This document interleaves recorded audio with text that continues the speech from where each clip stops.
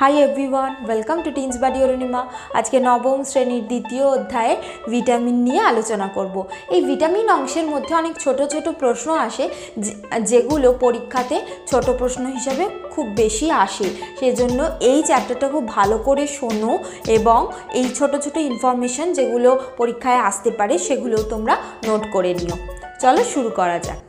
বিজ্ঞানী লুনিন সর্বপ্রথম বলেছিলেন যে সব রকম খাদ্য উপাদান গ্রহণ করলেও একটা নির্দিষ্ট প্রকার খাদ্য উপাদান যদি না গ্রহণ করা হয় তাহলে পুষ্টি অসম্পূর্ণ থাকে এবং বৃদ্ধিও অসম্পূর্ণ থাকে। এইটাকেই পরবর্তীকালে বিজ্ঞানী হপকিন্স বলেছিলেন যে এই যে খাদ্য উপাদান যেটার জন্য পুষ্টি সম্পূর্ণ হয় না সেটার নাম দিয়েছিলেন অত্যাবশ্যক খাদ্য উপাদান। 1911 সালে বিজ্ঞানী কাশিমির ফাঙ্ক এই উপাদানটারই নাম দিয়েছিলেন ভাইটামাইন। ভাইটা শব্দের অর্থ হলো ভাইটামাইন। এই ভাইটামাইনকে যদি ভাঙা হয় ভাইটা আমাইন। ভাইটা শব্দের অর্থ হলো জীবন আর আমাইন শব্দের অর্থ হলো জীবের জন্য প্রয়োজনীয়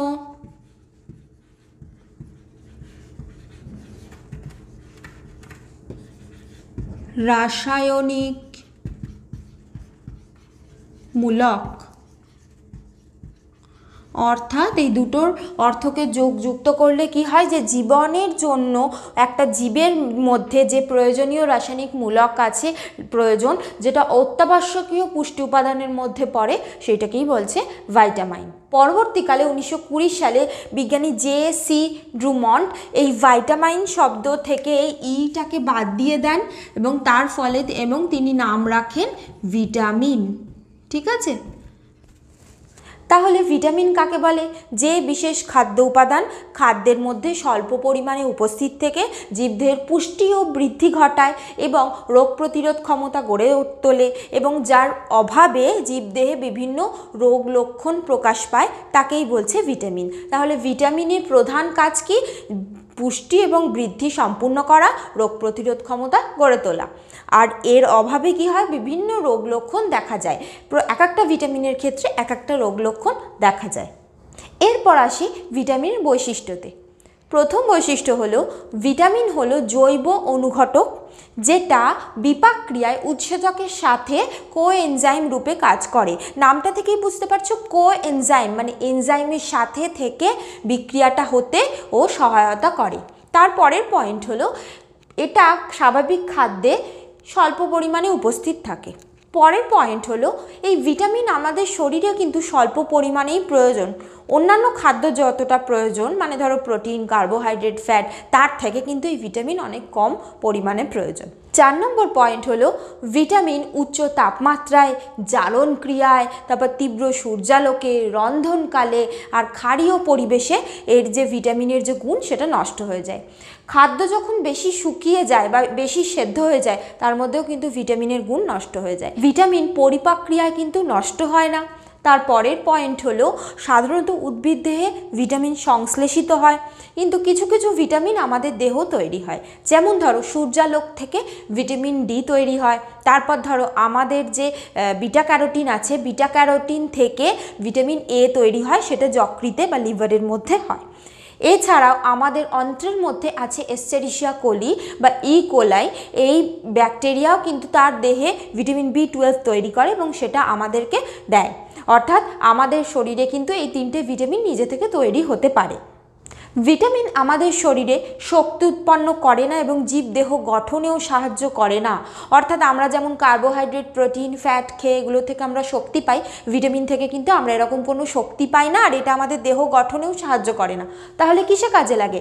আমাদের শরীরে যে বিপাক ক্রিয়া হয় সেই বিপাক ক্রিয়াতে কোএনজাইম রূপে কাজ করে। অর্থাৎ বিপাক ক্রিয়ার হারকে কিন্তু এরা বজায় রাখে এবং বিভিন্ন রোগ প্রতিরোধ ক্ষমতা আমাদের মধ্যে গড়ে তোলে।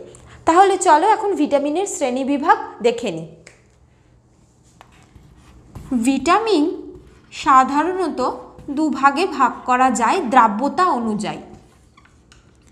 একটা হলো ফ্যাটে দ্রবীভূত আর একটা হলো জলে দ্রবীভূত। এই ফ্যাটে দ্রবীভূত ভিটামিনের মধ্যে আছে vitamin A, vitamin D, vitamin E, vitamin K, ঠিক আছে। আর জলে দ্রবীভূত ভিটামিনের মধ্যে পড়ে ভিটামিন বি কমপ্লেক্স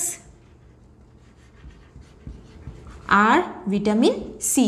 তোমরা হয়তো এখন দেখবে যে অনেকে কিন্তু খুব স্ট্রিক্ট ডায়েট করে, ঠিক আছে, মানে এক ফোঁটাও তেল খাবো না, এক ফোঁটাও ঘি খাবো না, এরকম করে।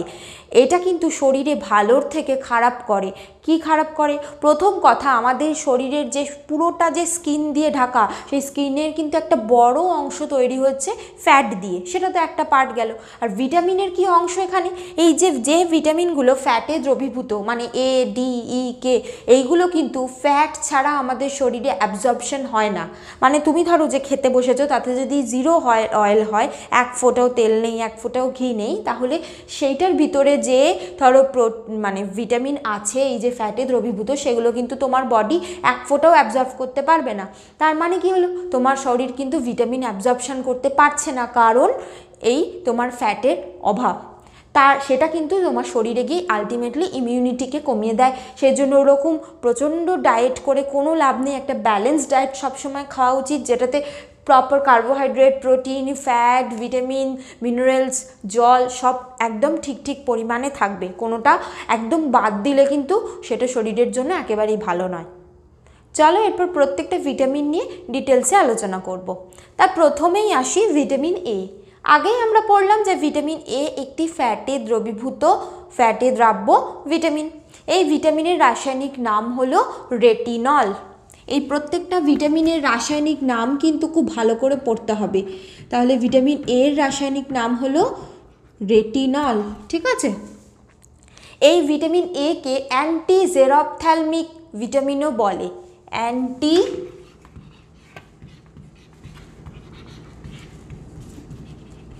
জেরপ্থ্যালমিক।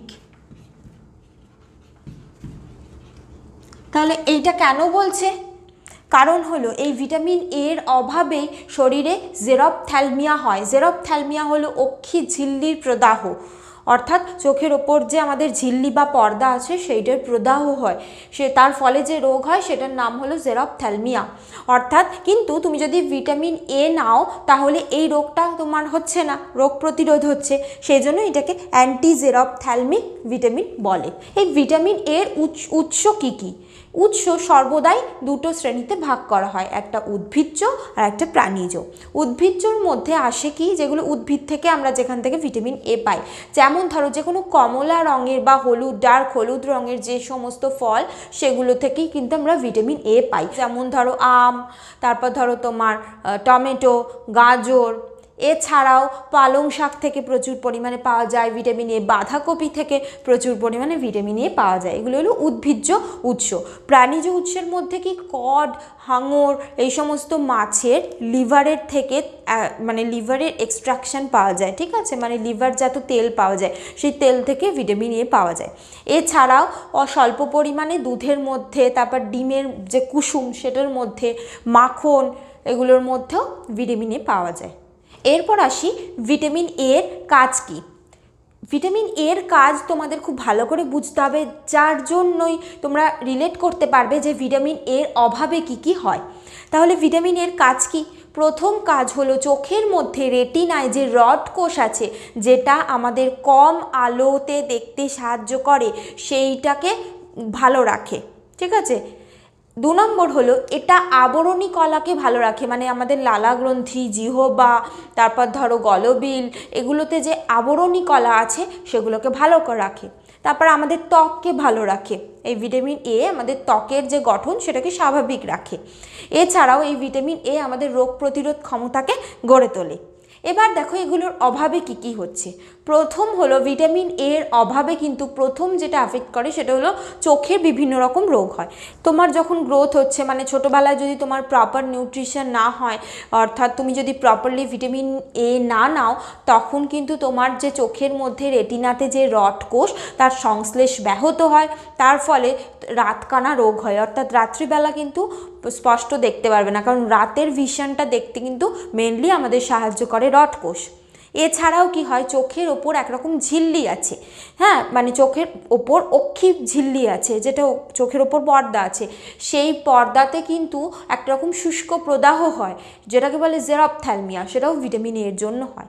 এছাড়া এই ভিটামিন এর অভাবে কিন্তু ছানি পড়ে, ভিটামিন এর অভাবে স্কিন খসখসে হয়ে যায়, খুব শুষ্ক হয়ে যায়, সেটাকে বলে ফ্রিনোডার্মা, ঠিক আছে। এছাড়াও কি হয় যে ভিটামিন এ যদি তোমার কম মানে তোমার শরীরের মধ্যে যায়, তাহলে কিন্তু এটা মূত্রনালীর যে আবরণ সেটাকে নষ্ট করে দেয়, এর ফলে কিন্তু বৃক্কীয় পাথর পর্যন্ত হতে পারে, ঠিক আছে। আর এছাড়াও ভিটামিন এ যেহেতু স্নায়ুকে ভালো রাখে, অর্থাৎ স্নায়ুর ক্ষেত্রেও কিন্তু ভিটামিন এর যদি অভাব হয় তখন তার একটা এফেক্ট পড়ে। পরের ফ্যাটে দ্রবীভূত ভিটামিন হলো ভিটামিন ডি, ভিটামিন ডি, ঠিক আছে। এই ভিটামিনের রাসায়নিক নাম হলো কোলে ক্যালসিফেরল। কি নাম? কোলে ক্যালসিফেরল। রাসায়নিক নাম কিন্তু খুব ভালো করে পড়বে, কারণ ছোট প্রশ্নে এগুলো কিন্তু খুব বেশি পরিমাণ দেয়, এবং এটা কিন্তু তোমরা 11-12-এ লাগবে, তোমরা যদি তারপরেও বায়োলজি নিয়ে পড়ো এটা লাগবে, ফলে তোমরা এখনই যদি এগুলো মুখস্থ করে নাও বা মনে রাখো তাহলে কিন্তু তোমাদের পরবর্তীকালে সুবিধা হবে।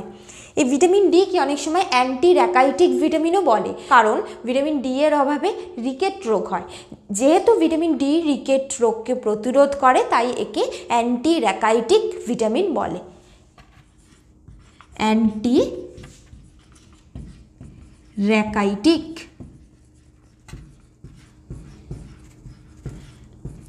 ভিটামিন ডি আমাদের স্কিনের মধ্যে সংশ্লেষিত হয় সূর্যালোক থেকে, কিন্তু কোন সূর্যালোক থেকে?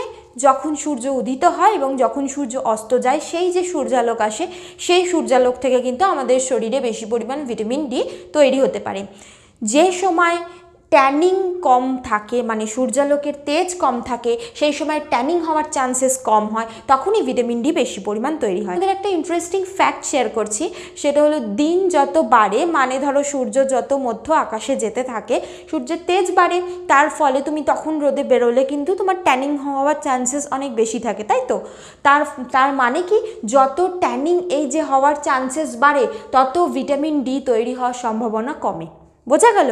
সেই জন্য বলছি যে একদম মর্নিংয়ে আর একদম যখন সূর্য অস্ত যায় সেই সময়, এই দুটো টাইমে কিন্তু ভিটামিন ডি আমাদের শরীরে অ্যাবজর্পশন সবচেয়ে বেশি পরিমাণ হতে থাকে। ফলে তোমরা যদি ভিটামিন ডি নিতে চাও তাহলে সকাল সকাল উঠে ছাদে ঘুরে বেড়াও বা বিকেলবেলাও যেতে পারো, কিন্তু morning time is the best. আচ্ছা, এই ভিটামিন ডি অ্যাবজর্পশানের জন্য তোমাদের অবশ্যই কিন্তু লাইট কালারের কোনো ড্রেস পরতে হবে, কারণ সূর্যালোক কোথায় তৈরি হচ্ছে, ভিটামিন ডি কোথায় তৈরি করে? স্কিনের মধ্যে। ফলে স্কিনটাকে সানের মানে সূর্যালোকে এক্সপোজ হতে হবে, তবেই ভিটামিন ডি তৈরি করবে। ফলে বেশ কতগুলো প্রিকশন আছে এই ভিটামিন ডি তৈরি হওয়ার ক্ষেত্রে সূর্যালোক থেকে। আরও একটা ইন্টারেস্টিং ফ্যাক্ট আমি এখানে শেয়ার করতে চাই, যদি ভিটামিন ডি এবং সূর্যালোক এই দুটোরই কিন্তু একটা এফেক্ট আছে ডিপ্রেশনের ওপর। অর্থাৎ কখনো যদি তোমরা লো ফিল করো, তখন কিন্তু সকালবেলা উঠে বা বিকেলবেলা সূর্যালোকের যে মৃদু আলো আছে সেটাতে তোমরা একটু ঘোরাঘুরি করতে পারো, সেই আলো গায়ে লাগাতে পারো। তার ফলে কি হবে, তোমাদের এই যে লো ফিল করাটা আস্তে আস্তে ঠিক হতে থাকবে, তোমরা এনার্জেটিক ফিল করবে। মেন্টাল হেলথের জন্য এটা খুবই ভালো। চলো এখন ভিটামিন ডির উৎসগুলো জেনে নিই। তাহলে ভিটামিন ডি এর উৎসকে যদি আমরা একইভাবে দুভাগে ভাগ করি, উদ্ভিজ্জ আর প্রাণীজ। উদ্ভিজ্জতে প্রায় বলতে গেলে ভিটামিন ডি আমরা কিছু থেকেই পাই না, খুব সামান্য পরিমাণ পেতে পারি।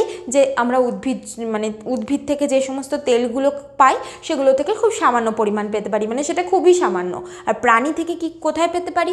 কড, হ্যালিবা, ঠাঙুর মাছের লিভার থেকে যে তেল পাওয়া যায় সেখান থেকে পেতে পারি। হয় না অনেক সময় কড লিভার অয়েল, যেগুলো অনেক সময় ক্যাপসুল হিসাবে আমরা খাইও, ঠিক আছে, সেইগুলোর মধ্যে থাকে।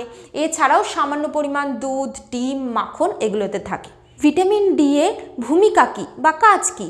প্রথম হলো এটা অন্ত্র থেকে, মানে আমাদের যে ইন্টেস্টাইন আছে সেখান থেকে তোমার ফসফরাস আর ক্যালসিয়াম শোষণে সাহায্য করে, ঠিক আছে। অর্থাৎ তোমাদের ধরো খাদ্যের মধ্যে ফসফরাস রয়েছে, ক্যালসিয়াম রয়েছে, কিন্তু ভিটামিন ডি নেই, তাহলে কিন্তু ওই ফসফরাস ক্যালসিয়াম কোনোটাই শোষিত হবে না ভিটামিন ডি এর অভাবে।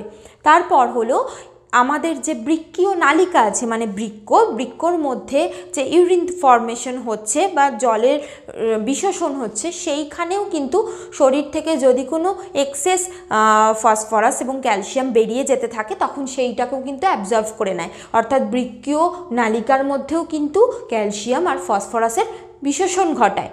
তারপরের হলো এই যে ক্যালসিয়াম ফসফরাসের বিশোষণ করছে, এটার মাধ্যমে কি করছে, এই দুটোর সাহায্যে আমাদের দাঁত হাড় এগুলো তৈরি করতে সাহায্য করছে, তাই তো, মানে এগুলোকে স্ট্রং করছে।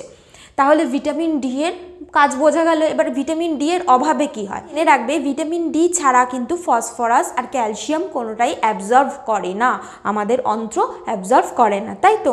তাহলে তোমাদের ভেবে দেখো, শরীরে ধরো ভিটামিন ডি নেই কিন্তু খাদ্যের মাধ্যমে তোমরা ফসফরাস আর ক্যালসিয়াম নিয়েছো, সেটা কি অ্যাবজর্ভ হবে না, তাহলে সেটা মলের মাধ্যমে শরীর থেকে বেরিয়ে যাবে। এবার সেই সমস্ত মানে এই কেসটা যদি শিশুদের ক্ষেত্রে হয় যাদের শরীরে ভিটামিন ডি এর অভাব, তাদের ক্ষেত্রে কিন্তু রিকেট রোগ হয়। রিকেট রোগ তোমরা দেখেই থাকবে, এরকম মানে অস্থির যে গঠন সেগুলো এরকম বেঁকে যায়, ঠিক আছে, পায়ের গঠন বেঁকে যায়, হাঁটতে সেই সমস্ত বাচ্চাদের অসুবিধা হয়। রিকেটটা প্রধানত বাচ্চাদেরই হয়। আর এই যে অভাব, এই যে ভিটামিন ডি এর অভাব, এটা যদি কোনো প্রাপ্তবয়স্ক মানুষের হয়, বিশেষ করে যে সমস্ত মহিলারা শিশুদের দুগ্ধ পান করান তাদের ক্ষেত্রে কি হয়, দুগ্ধের মাধ্যমে প্রচুর পরিমাণ ক্যালসিয়াম কিন্তু শরীর থেকে চলে যাচ্ছে, ফলে তার নিজের শরীরে কিন্তু ক্যালসিয়ামের অভাব হয়। এবার এই যে ক্যালসিয়ামের যখন অভাব হয় না, দেখো আমাদের এইটা ধরো হাড় আর এটা ধরো ব্লাড, ঠিক আছে, তোমাদের এই যে হাড় আর ব্লাড, এই ব্লাডের মধ্যে একটা নির্দিষ্ট মাত্রা আছে ক্যালসিয়ামের। যখন এই ব্লাডের ক্যালসিয়াম মাত্রা কমে যায়, অর্থাৎ তুমি যদি খাদ্যের মাধ্যমে এনাফ ক্যালসিয়াম নিচ্ছ না, তার ফলে কি হলো, ব্লাডের ক্যালসিয়াম লেভেলটা অপটিমামের থেকে কমে গেল, তখন ব্লাড কিন্তু ওর যে কমে যাওয়ার লেভেলটা রাখে না, ও কী করে বলো তো, হাড় থেকে ক্যালসিয়ামটা নিজে টেনে নেয়। অর্থাৎ রক্তের যে ক্যালসিয়াম লেভেল সেটা সর্বদাই বজায় রাখে ও যে কোনোভাবে। এবার তুমি যদি বাইরে থেকে খাদ্যের মাধ্যমে ক্যালসিয়াম না নাও, ও কী করবে, হাড় থেকে ক্যালসিয়াম বার করে নেবে। এবার হাড় থেকে যখন ক্যালসিয়াম বার হয়ে যায় তখন সেই হাড় ভঙ্গুর হয়ে পড়ে। সেক্ষেত্রে সেই মহিলাদের ক্ষেত্রে যে রোগ হয় তার নাম অস্টিওম্যালেশিয়া। অর্থাৎ ভিটামিন ডি এর অভাবে দুটো মেন রোগ হয়, সেটা বাচ্চাদের ক্ষেত্রে রিকেট আর বড়দের ক্ষেত্রে হয় অস্টিওম্যালেশিয়া। এছাড়াও ভিটামিন ডি এর অভাবে দাঁতের মধ্যে ক্ষয় হয় বা ক্যারিস হয়। এছাড়া ভিটামিন ডি যদি কারোর শরীরে খুব বেশি পরিমাণ অভাব থাকে তখন কিন্তু তার শরীরের মধ্যে যে ব্লাড ক্লট সেটা হতে চায় না। ধরো তোমার কোথাও কেটে গেছে, তোমার শরীরে যদি ভিটামিন ডি এর অভাব থাকে সেই জায়গায় কিন্তু ব্লাড ক্লট হতে চাইবে না, অর্থাৎ অযথা তোমার অনেক বেশি রক্তক্ষয় হবে। তাহলে ভিটামিন ডি এর গুরুত্ব বুঝতে পেরেছো। এর পরের ফ্যাটে দ্রবীভূত ভিটামিন হলো ভিটামিন ই। ভিটামিন ই, এই ভিটামিন ই এর রাসায়নিক নাম হলো টোকোফেরল। টোকোফেরল, ঠিক আছে। আচ্ছা, এই ভিটামিনের অভাবেই কিন্তু শরীরে বন্ধ্যাত্ব হয়, অর্থাৎ ভিটামিন ই শরীরের মধ্যে যে বন্ধ্যাত্ব সেটাতে বাধা দেয়। তাই জন্য ভিটামিন ইর অপর নাম হলো অ্যান্টি স্টেরিলিটি ভিটামিন।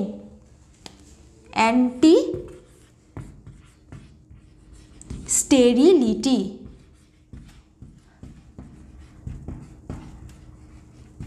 বারবার বলছি রাসায়নিক নামগুলো কিন্তু খুব ভালো করে পড়বে।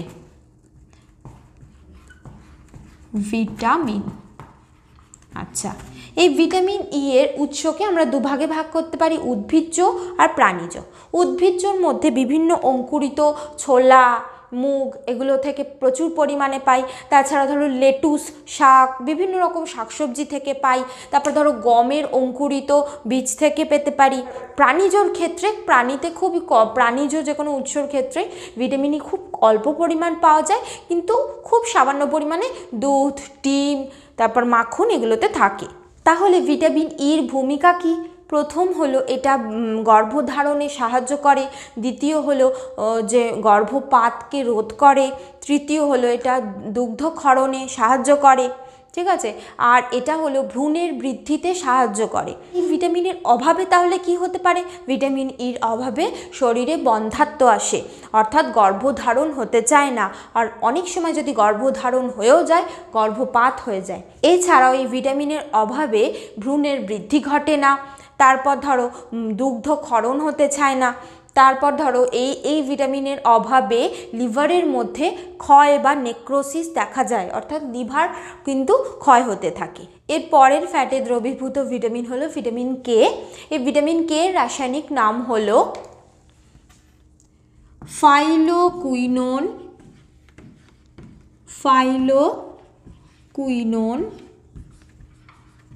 বা ন্যাপথোকুইনোন। দুটো নামই কিন্তু অবশ্যই পড়বে, ঠিক আছে। এটা হলো ভিটামিন কে।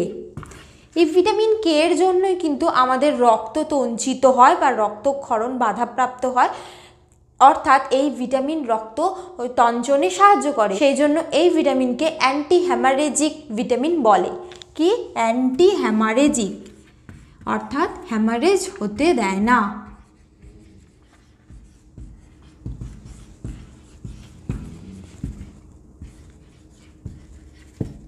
বোঝা গেল? এই টার্মটা কিন্তু খুব ভালো করে পড়বে, অ্যান্টি হ্যামারেজিক। তাহলে এই ভিটামিন কে এর উৎস কি? দুটো রকম উৎস আছে, উদ্ভিজ্জ আর প্রাণীজ। উদ্ভিজ্জর মধ্যে বিভিন্ন রকম সবুজ শাকসবজি, টমেটো, সয়াবিন, তারপর পালং শাক, এগুলো থেকে পাই। আর প্রাণীজর মধ্যে বিশেষ কোনো উৎস নেই, ভিটামিন কে পাওয়া যায়। এটা পাওয়া যায় মেনলি পাওয়া যায় গরু আর শূকরের যকৃতে পাওয়া যায়। এছাড়াও খুব সামান্য পরিমাণ দুধ, ডিম এসবের মধ্যে পাওয়া যায়, খুবই সামান্য পরিমাণে। এটা কিন্তু আমাদের শরীরের অন্ত্রের মধ্যে একরকম ব্যাকটেরিয়া থাকে, সেই ব্যাকটেরিয়াই কিন্তু এই ভিটামিন কে তৈরি করে এবং যেটা আমাদের রক্ততঞ্চনে সাহায্য করে। ভিটামিন কে এর কাজ কি? এই ভিটামিন কে কী করে? শরীরের মধ্যে প্রথ্রম্বিন তৈরি করে। প্রথ্রম্বিন শরীরের মধ্যে রক্ততঞ্চনে সাহায্য করে। ধরো তোমার এই জায়গাটা কেটে গেছে, এই জায়গাতে রক্ত বার হচ্ছে, এই যে রক্ত এই জায়গাটায় তো জমাট বাঁধা প্রয়োজন, এই জিনিসটাই করতে সাহায্য করে প্রথ্রম্বিন। এই প্রথ্রম্বিনকেই তৈরি করে ভিটামিন কে। অর্থাৎ এটার ভিটামিন কে এর অভাবে কি হবে? রক্ত তঞ্চিত হবে না, রক্তক্ষয় বা হ্যামারেজ হবে। চলো এরপর জলে দ্রবীভূত ভিটামিনগুলো নিয়ে আলোচনা করে নিই। জলে দ্রবীভূত ভিটামিনের মধ্যেই প্রথম আসে হলো vitamin B complex. Vitamin B complex নামটা থেকেই বুঝতে পারছো যে এর মধ্যে ভিটামিনের নানা রকম ভিটামিন একত্রিত হয়ে থাকে। যেমন ধরো এই ভিটামিন বি কমপ্লেক্সের মধ্যে কি কি থাকে? যেমন ধরো ভিটামিন বি1, বি2, বি3, বি5, বি6, বি9, বি12। প্রত্যেকটা রাসায়নিক নামকে আমি পাশে পাশে লিখেছি, তোমরা এই চারটা যদি পসিবল হয় তোমরা স্ক্রিনশট নিয়ে রাখতে পারো, পরবর্তীকালে কিন্তু পড়তে তোমাদের সুবিধা হবে। যেমন ধরো ভিটামিন বি1 রাসায়নিক নাম থায়ামিন। এই ভিটামিনের অভাবে বেরি রোগ হয়। বেরি রোগ হলো কি হয়? শরীরের মধ্যে হাত পার যে টনিসিটি নষ্ট হয়ে যায়, হাত পা ড্রুপসি হয়ে যায়। এইগুলো হলো সবই অভাবজনিত রোগ, অভাবজনিত রোগ, ঠিক আছে। আর এইগুলো হলো রাসায়নিক নাম।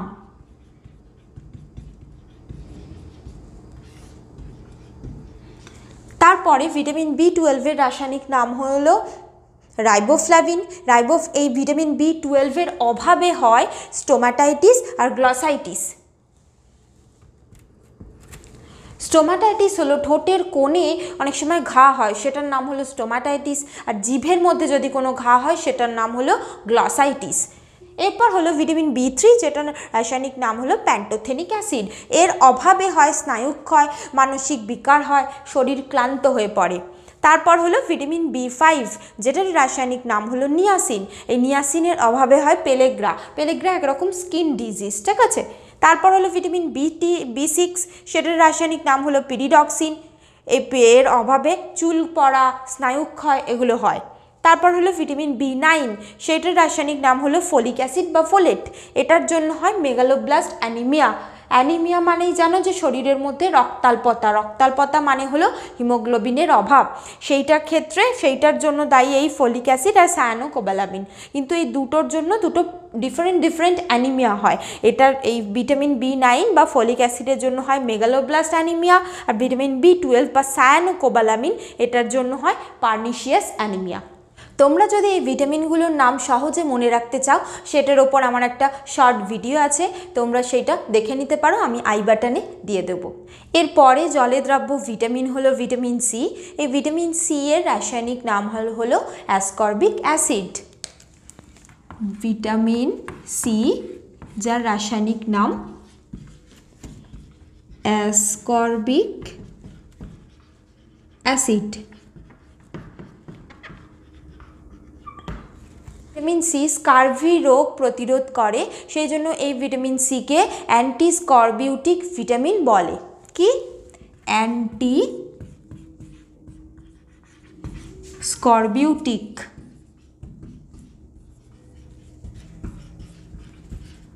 ভিটামিন। বুঝে গেল? এই যে ভিটামিন সি, এই ভিটামিন সি এর উৎস হলো একইভাবে দুভাগে ভাগ করা যায়, উদ্ভিজ্জ আর প্রাণীজ। তাহলে ভিটামিন সির উদ্ভিজ্জ উৎসগুলোর মধ্যে পড়ে লেবু, পাতি লেবু, তোমার কমলা লেবু, মোসাম্বি লেবু, তারপর ধরো পেয়ারা, টমেটো, আম, আনারস, এইগুলোর মধ্যে প্রচুর পরিমাণ ভিটামিন সি থাকে। প্রাণীজ উৎসের মধ্যে খুব বেশি কোনো ভিটামিন সি এর উৎস নেই, খুব সামান্য পরিমাণ মাছ মাংসে থাকতে পারে। এবার এই ভিটামিন সি এর কাজ কি? ভিটামিন সি আমাদের মাড়ি ভালো রাখে, আমাদের যে দাঁতের ক্ষয় হতে দেয় না। এই ভিটামিন সি আমাদের শরীরের মধ্যে রক্ত তৈরি করতে সাহায্য করে, ঠিক আছে, মানে আরবিসি তৈরি করে। এই ভিটামিন সি আমাদের শরীরের রোগ প্রতিরোধ ক্ষমতা গড়ে তোলে। এই ভিটামিন সি আমাদের শরীরের মধ্যে যে গ্লুকোজের যে বিপাক সেটাকেও নিয়ন্ত্রণ করে। তাহলে এই ভিটামিন সি এর অভাবে কি হয়? প্রথম যেটা হয় সেটা হলো স্কারভি রোগ। স্কারভি রোগে কি হয়? দাঁত কদাকার হয়ে যায়, মাড়ি খুব স্পঞ্জি হয় এবং মাড়ি থেকে রক্ত বার হয়, ঠিক আছে। এই ভিটামিন সি এর অভাবের কিন্তু এটা একটা মানে মেন রোগ, সেটা হলো স্কারভি হয়। এছাড়াও ভিটামিন সি এর অভাবে অ্যানিমিয়া হয়, কারণ আরবিসি তৈরি হয় না শরীরের মধ্যে, তার জন্য অ্যানিমিয়া হতে পারে ভিটামিন সির অভাবে। এছাড়া ভিটামিন সির অভাবে রোগ প্রতিরোধ ক্ষমতাও কমে যায়। এই ভিটামিন সি এর অভাবে অস্থি এবং দন্ত ক্ষয় হয়। এই ভিটামিন সি এর অভাবে কিন্তু কোনো ক্ষত স্থানে যে ক্ষত সেটা সারতে চায় না, ঠিক আছে, তার ফলে কিন্তু সেই ক্ষতটা আস্তে আস্তে ক্রমশ মানে অনেক দিন ধরে চলে এবং অন্য ইনফেকশনও হয়ে যেতে পারে। আজ এই পর্যন্তই। পরের পর্বে খনিজ মৌল নিয়ে আলোচনা হবে। আশা করি তোমাদের এই ভিডিওটা কাজে লেগেছে এবং তোমরা এখান থেকে পড়া বুঝতে পেরেছো। যদি কোনো প্রশ্ন থাকে আমাকে কমেন্ট বক্সে জানাতে পারো। প্লিজ তোমরা লাইক করো, বন্ধুদের মধ্যেও শেয়ার করে দিও আর সাবস্ক্রাইব করে আমার পাশে থেকো। Thank you.